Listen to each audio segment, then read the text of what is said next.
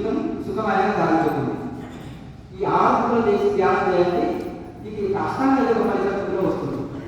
ఇప్పుడు ఇందులో మనకు చాలా తక్కువ శ్రమ, ఈజీ పద్ధతి, ట్రైల్ మార్గం, ఆరోగ్యం, శాంతి, మోసం 3 బెనిఫిట్స్. ఒక దెబ్బకు 3 పిల్లలు అర్థమన్నా. ఇక మనం సాధన ప్రారంభిస్తున్నాము. మొదలు మరి ఈ సాధన తర్వాత కూడా మీరు ఇంటి దగ్గర ప్రాక్టికల్ వీడియో చూసి ప్రాక్టీస్ చేసుకోండి. క్వశ్చన్స్ ఆన్సర్స్లో సందేహాలు తొలగించుకోండి. కేఎంసీ ప్రాబ్లం అంటే మీకు అన్ని సందేహాలు దొరుకుతాయి.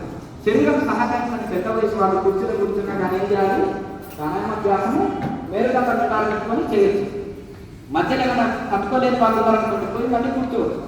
మేలుగా పెట్టాలనేది కండిషన్ ఇంట్లో. శరీరం సహకరించడం కాదు, కూర్చుని కూర్చున్నా కానీ. అయితే అది కింద కూర్చొని కూడా ఒక అభ్యాసం చేయాలి.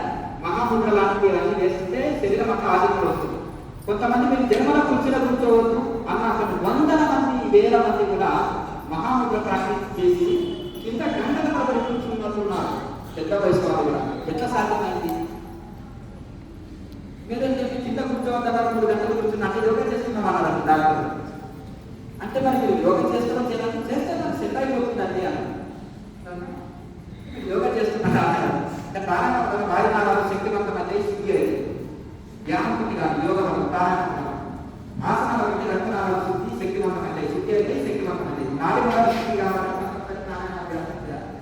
ఇక ఈ ఆరోగ్యం చేసి ధ్యానం చేయాలి. తాళక్రియ, చక్రస్మరణ, మహాముద్ర, నాగక్రియ, ప్రాణాయామం జరుగుతుంది. అర్థమైందా?